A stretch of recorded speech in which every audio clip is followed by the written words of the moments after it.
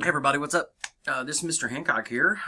This video is for, heck, it could be for English Lit 2, it could be for World Lit 2, anything that covers Romanticism. In this video, I want to take a minute, don't mind my hair, I've had a hat on and it's growing out, so it looks pretty crazy right now. Anyway, this video is going to take just a moment for me to kind of give a little bit of understanding in context of the Romanticism that we've talked about in the previous week. But for mainly William Wordsworth. William Wordsworth was poet laureate. He's considered, besides Shakespeare and arguably some others, to be, if not, one of the greatest English poets ever. And one of the main reasons why that we see a very new radical belief coming through with him for Romanticism. And what's interesting is that, and you should have read this or saw this in the video, that we did, we've already done Blake. Typically Blake comes first. Blake is a nice, easy introduction into Romanticism. But at the time, Blake was not popular. They didn't care about it. He was popular actually for his engravings and his art, but his poetry not so much. And it actually wasn't until recent history, in the 20th century, I believe, when Blake was rediscovered. It became, a major staple part of Romanticism.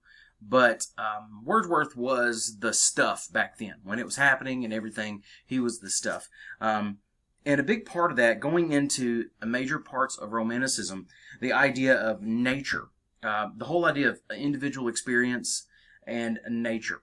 And the whole idea that nature is the best teacher. Nature is being natural. It's what the true, untouched, world out there without the human being. So what you'll notice is that with a human being, we bring forth corruption and we mess things up. So when you have nature, it's untouched, it's natural, it's the best. And therefore, that is the best teacher to, like Wordsworth. Now, Wordsworth, and you'll notice when we read Intimations Ode, or Ode, Intimations of Immortality, I also call it Intimations Ode, that he is not a Christian. I know he's religious, and you want to automatically, especially being England at that time, you want to think Christian. He was not. He was a pantheist. A big part of this is, and when you really look at it this way, he had the belief that God was in everything. Everything you look at, it had God in it, us, everything.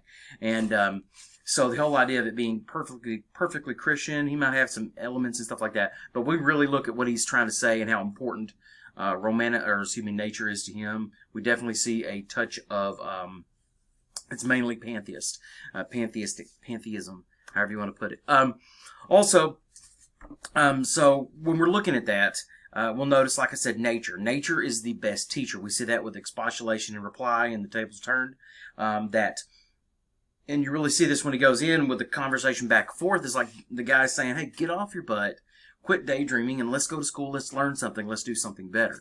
And the argument is, the reply back is like, no, nature is the best teacher. There's nothing in the world can teach you that nature and experience can't teach you.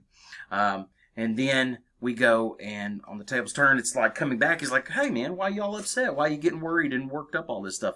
Forget your books, forget all that stress, and come with me into nature and have the natural world educate you in the natural way. And so that's what we really see there, is nature is the best teacher. Nature is, in a way, religious. We even see the word the phrase nature's priest as we go forward into Intimations Ode. And so when we go into Intimations Ode, and I won't go too deep into this, but I'll give you the breadth of it, and so you can see kind of what you want to, where it kind of takes you in this sense. But what we see is a person that is looking and saying, man, when I was younger, the world was so beautiful and it seemed so perfect and there was a wonderful glow about it, but it's gone now. And I can't find that glow. And no matter what I do, I see beauty in the trees, I see beauty in the nature, like you see behind me. You got a little bit there you go. You can see a little bit of downtown Little Rock. It's beautiful. Everything's great, wonderful, beautiful, blah, blah, blah. And, but he's like, it's just not the same. It's not like it was. It's not the same beauty. And I kind of like to compare this. It's like when you look at, how life is when you are a kid. Like you have memories as a kid, going to a place as a kid, and it's unbelievable. When you go back as an adult, it's like, man, this doesn't feel the same. It's not the same feeling. It's not the same. And so we can kind of see that. And what Wordsworth is doing is he's calling and you'll see these phrases in the poem too. The original child's view is the visionary gleam, and the grown-up's view is what he calls the philosophical mind. And so he goes into explaining how that works and why this is so.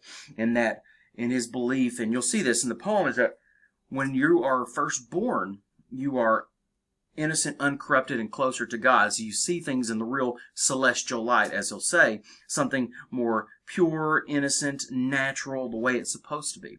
And as the older you get, the more you grow in this world, the more involved you get in the world, the further older you get, the further from God you get. Therefore, you lose that vision. You lose the ability to perceive that. That's why children are so, they can see things better than adults. They can see beauty in things that we can't. They can, and we look through literature throughout the world and everything, that children are the ones who are able to do a lot more and see more and experience more than adults in some situations.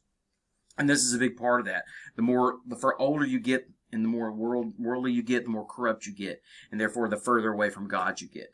And it goes into, as we get into the world, we want to start being worldly, focusing on world stuff. And that almost becomes like that's the only thing that matters.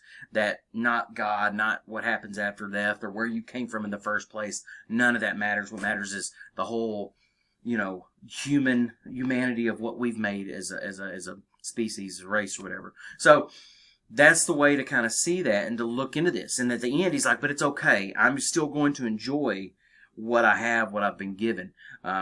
So it's the philosophical mind. It's like now the adult, while we are not able to see things and enjoy things and appreciate things like a child, we can now see and enjoy things as adults that children can't. Music and, other artistic, beautiful things that children just don't get and understand. So that's really where you want to look here when we're really digging into Wordsworth. It's the idea of nature. The whole idea of the natural. Nature as a teacher. Nature as a religion. Nature as the pure, true place we need to be. And even the world is almost seen like a bad thing. The city, the whole idea of, being in civilization in a sense is negative. So nature and the country is what is really, really big and important. Especially further we go, like we saw with the chimney sweepers, the growth of industrialization, industrial revolution, so on, beyond this. So take a look at that. Think about that as you go forward. Some of y'all, this might be the first time you've seen me. Thank you. Welcome. I'm glad to have you. I'm obviously going to make more videos like this. Also look on YouTube. If there's a really, really good YouTube video of some other professional that does just as good as a job, why in the world would I make a video saying the same exact thing? So I'm going to use those if I need be, and then I will obviously come in situations like this and discuss my part with it as well, okay? All right, y'all. Thank you. If you have any questions, please holler at me. Let me know, all right? Have a good day.